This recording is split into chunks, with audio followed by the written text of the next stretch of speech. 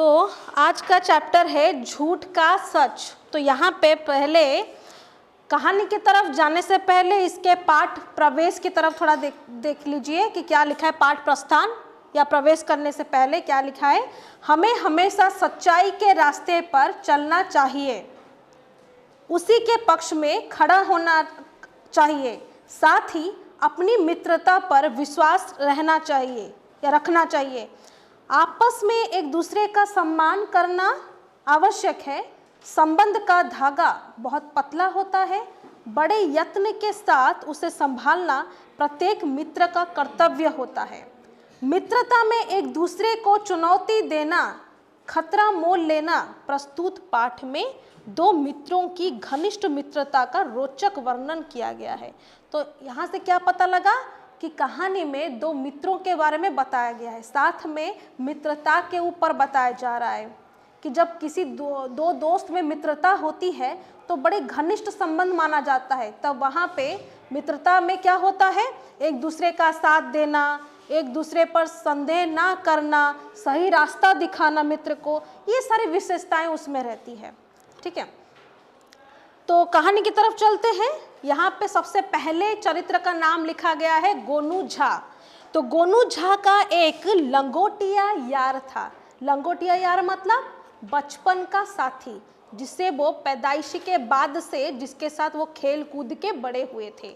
ठीक है, तो गोनू झा का एक लंगोटिया यार था, वह उनके सुख दुख का साथी था। मतलब जो भी कुछ गोनू झा के जीवन में होता था वो मित्र को सब कुछ पता रहता था, उसका ज्ञान रहता था। उससे कभी मनमुटाव भी नहीं हुआ था। मनमुटाव मतलब कभी भी उसके साथ तनाव नहीं हुआ था, झगड़ा नहीं हुआ था। ठीक है, दोनों के संबंध बहुत ही अच्छे थे। एक दिन उसने गोनू झा से कहा, उसने मतलब उनके दोस्त ने गोनू झा से कहा, मित्र सभी लोग तुम्हारा लोहा मानते हैं। लोहा मानना मतलब सभी लोग तुमको मानते हैं, यानी तुम्हारी बात को मानते हैं, तुम्हारे उपदेश को मानते हैं। ठीक है, तुम्हारे बात को महत्व देते हैं, तो इसी को कहा जा रहा है लोहा मानते हैं।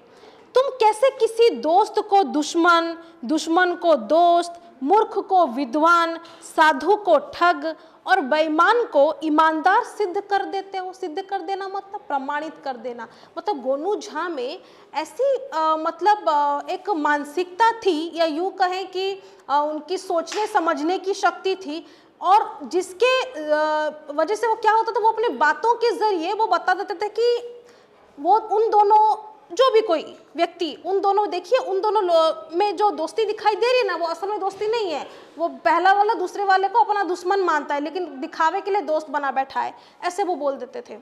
ठीक है, तो दोस्त को दुश्मन, दुश्मन को दोस्त भी कहते थे, मूर्ख को विद्वान कहते थे। क्यों?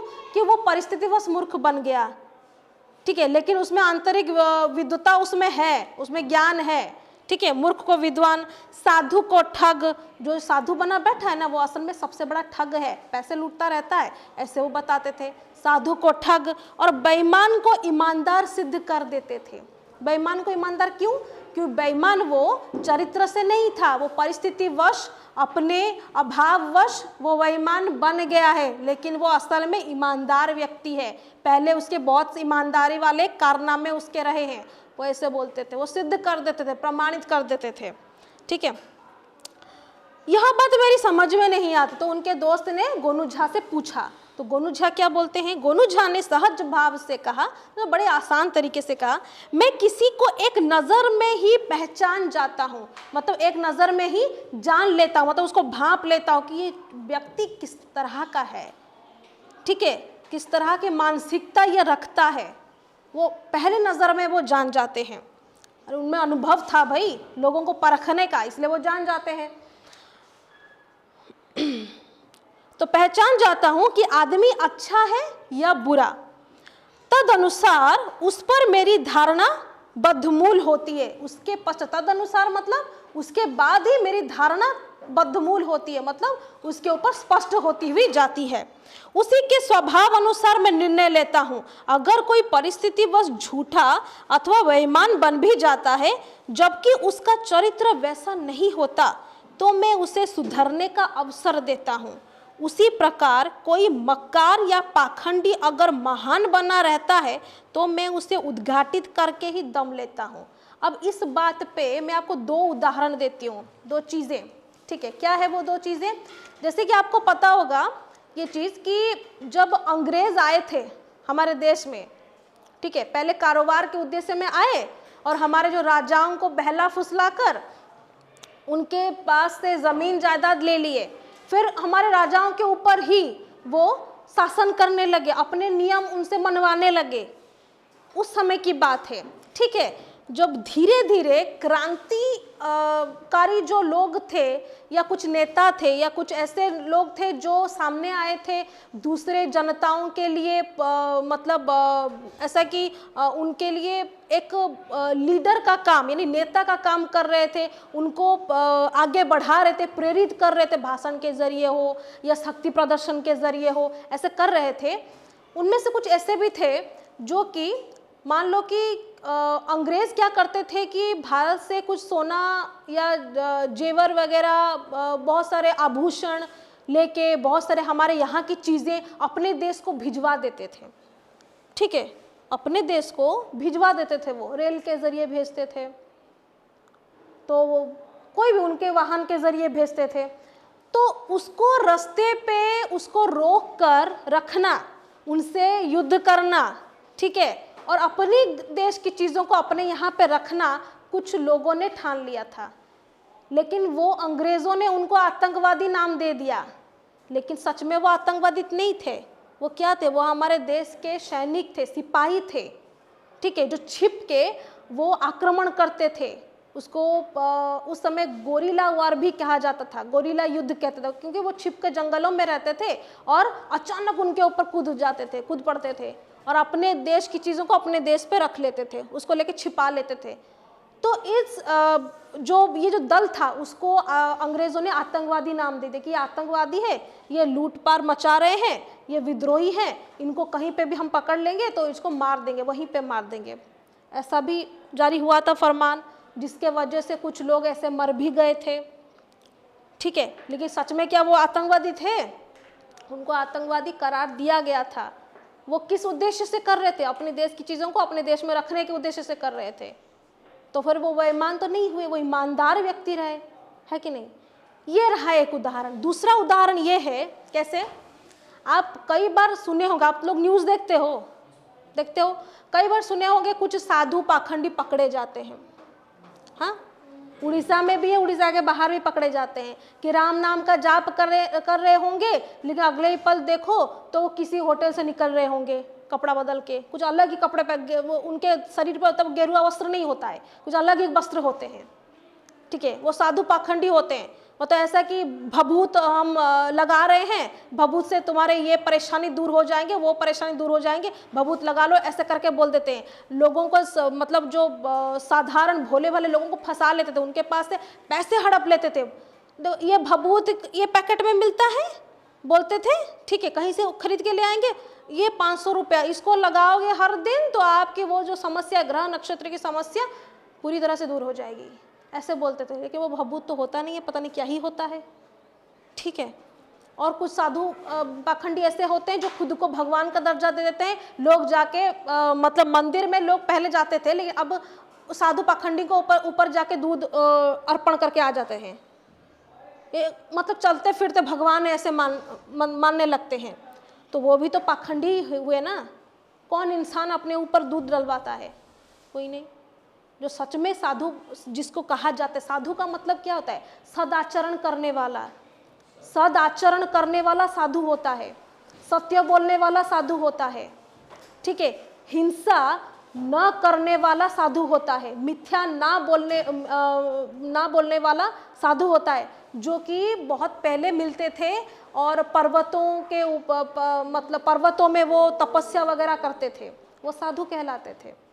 जिनकी एक मतलब चुटकी से भी उस चुटकी की जो आवाज़ है, ध्वनि है, वो बहुत दूर दूर तक सुनाई देता था, वो साधु कहलाते थे। अब की बार जो मिल रहे हैं वो साधु नहीं हुए, तो वो साधु के नाम पे भी पाखंडी मिलते हैं। तो वैसी चीज़ें यहाँ पे गोनू झा समझा रहे हैं, ठीक है।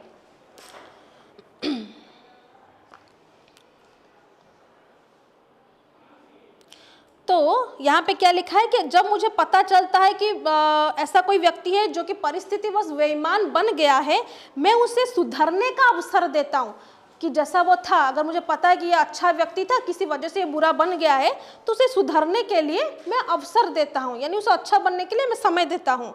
उसी प्रकार कोई मक्कार या पाखंडी अगर महान बना रहता है तो मैं उसे उद्घाटित करके, यानी लोगों के सामने लाकर उसका करके उसके दम लेता हूँ, मतलब सामने ले आता हूँ या उसको उजागर कर देता हूँ, लोगों के सामने उसके काले कारनामे निकाल देता हूँ।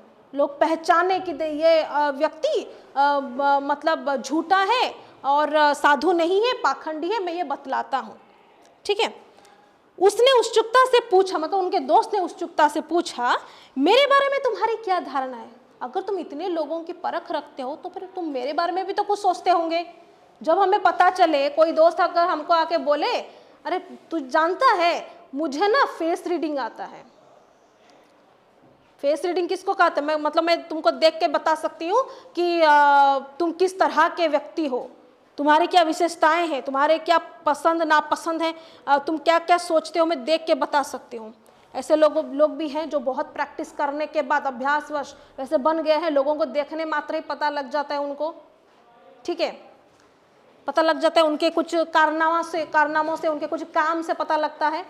ठीक है, जो अगर तो आपको कोई ऐसा व्यक्ति मिले तो आप उसको जाके पूछोगे नहीं, अच्छा बताइए तो सही मैं कैसा हूँ, आपको कैसे लग रहा है, नहीं पूछोगे। अभी कोई आ जाएगा बोलेगा मुझे ना हाथ पढ़ना आता है, आपके मन में रुचि नहीं आएगी, मेरे हाथ जरा देखो तो मेरे हाथ में क्या क्या रेखाएं हैं, मैं सबसे पहले बताओ मैं कौन से आयु में मरने वाला हूँ। सबसे पहला सवाल कोई भी व्यक्ति पहले ये मेरे कौन से आयु में मेरा क्या होने वाला है। थोड़े से बड़े हो जाएगा पूछोगे मेरी सरकारी नौकरी मेरी लगती है या नहीं, तेरा बताओ तो मेरे हाथ में रेखाओं में मेरी किस्मत में क्या चीज़ है, पूछोगे कि नहीं पूछोगे? तो वही चीज़ है। तो ठीक है, गोनू झा में ये अनुभव से उनको मतलब ये एक तरह के मानसिक मतलब शक्ति थी कि वो देख अभ्यास वस्तु उनका ये आ गया था, लोगों को देखकर वो परख लेते थे कि ये व्यक्ति है कैसा।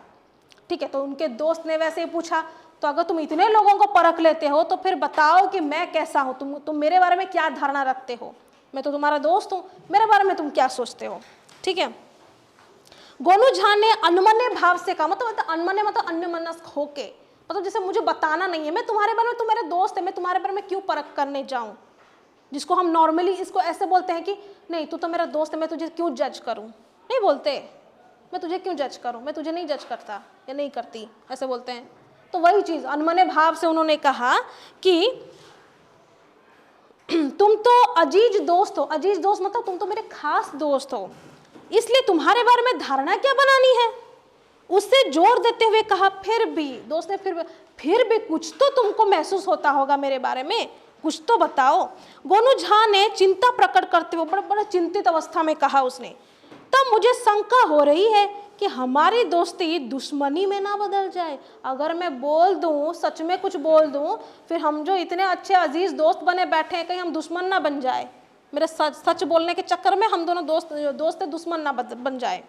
ठीक है ना, इतने दिनों की यारी और तुमसे दुश्मनी, इतने दिनों से हमारी यारी है, मतलब दोस्ताना है, हम मित्रता रखे हैं और ये दुश्मन में बदल जाएगी, नहीं होगा ऐसा। ठीक है, मतलब दोस्त जो है गोनू झा को इस चीज़ का आश्वासन देते हैं। तो ठीक है, मैं सोच रहा हूँ, जब सोचना खत्म हो जाएगा मैं तुमको बताऊंगा, लेकिन फिलहाल मैं सोच रहा हूँ, गोनू झा ने सहजता से कहा। वह दोस्त अक्सर गोनू झा से यही प्रश्न कर देता, अच्छा आज तो बताओ तुमने क्या सोचा। फिर अगले दिन, अरे आज तो बता दो, कल तो तुमने नहीं बताया था, आज तो बता दो, ऐसे करके हर दिन पूछने लगता है। ठीक है, वह दोस्त अक्सर गोनू झा से यही प्रश्न कर देता और गोनू झा यह कहकर टाल देते, मैं अपने कामों में लगा हूँ, समय आने पर बता दूंगा, तब तक तुम मुझे मिट्टी के 1000 सिक्के दे सकते हो। तो गोनू झा ने क्या कहा, मैं कामों में लगा हूँ, जब मेरा काम खत्म हो जाएगा, यानी सोचना भी खत्म हो जाएगा, मैं तुमको बता दूंगा। ठीक है, तब तक तुम मुझे क्या दो, मिट्टी के 1000 सिक्के दो, और उसमें से 500 सिक्के मुझे अभी चाहिए। वो ये चीज़ मांगते हैं कि अभी चाहिए। अब क्यों मांग रहे हैं वो अगले पन्ने पे है।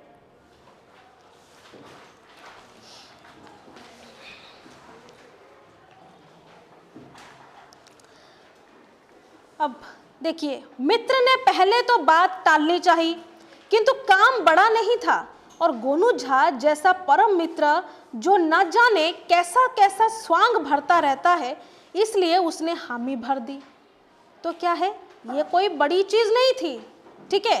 पहले उन्होंने टालनी चाहिए कि अभी के अभी 500 में सिक्के तुमको लाके दूं, मिट्टी के, वो मिट्टी के, किंतु काम बड़ा नहीं था। लेकिन गोनू झा जैसा परम मित्र है, वो तो बहुत सारी चीजें बोलते रहते हैं और बड़ा बड़ा स्वांग रच रहे हैं, तो कहीं और दूसरा स्वांग ना रच ले, इसलिए उन्होंने उसमें हामी भर दी। उसके दोस्त ने कहा कि ठीक है, मैं तुमको दे देता हूँ। मित्र शीघ्र ही 500 सिक्के देने आ गया। गोनू झा ने चौंकते हुए कहा, मित्र तुम भी सब दिन नालायक ही रहे, इतने सिक्के दे रहे हो तो आकर्षक बटुए में दो। वह यह भी मान गया। गोनू झा ने कुछ दिनों के लिए शेष सिक्कों का तगादा छोड़ दिया। फिर किसी के समक्ष दोस्त को देख कह उठते, याद है ना 500 सिक्के बाकी हैं। मित्र कभी हंसकर तो कभी खींचते हुए कह देता, हाँ हाँ, रोज रोज क्या तगादा करते हो, कभी दे दूंगा ना। एक दिन गोनू झा ने पंचायत बुलाई, गणमान्य लोग उपस्थित हुए। गोनू झा ने अपनी फरियाद की, यह मेरा लंगोटिया यार है, इसने शीघ्र लौटाने की शर्त पर 6 महीने पूर्व मुझसे 1000 सिक्के लिए, 500 तो शीघ्र ही लौटा दिए और शेष से मुकर रहा है। अभी तक चैन से बैठे मित्र ने अपने ऊपर लगे गंभीर आरोप से चौंकते हुए कहा, मित्र यह क्या बक रहे हो, यह भी कोई पंचायत में कहने की बात है, तुम्हारा सिर तो नहीं फिर गया है। गोनू झा ने झुंझलाते हुए कहा, तो मैं क्या करूं, और कोई रास्ता ही नहीं बचा है। मैं प्रतिदिन तगादा करते करते उब चुका हूं। और उपस्थित लोगों की ओर मुखातिब होते हुए कहा, भाई बंधुओं, आप लोग जानते ही हैं कि इससे जब जब मेरी मुलाकात हुई तब तब मैं तगादा करता रहा हूँ। यह सुनकर कुछ लोग मौन रहे और कुछ ने हाँ में हाँ मिलाकर समर्थन किया। फिर तो वह दोस्त गोनू झा को बेईमान, ठग, धूर्त इत्यादि अपशब्दों से विभूषित करने लगा और विस्मित होते हुए पूछा, कब मैंने तुमसे सिक्के लिए और कब लौटाए भी।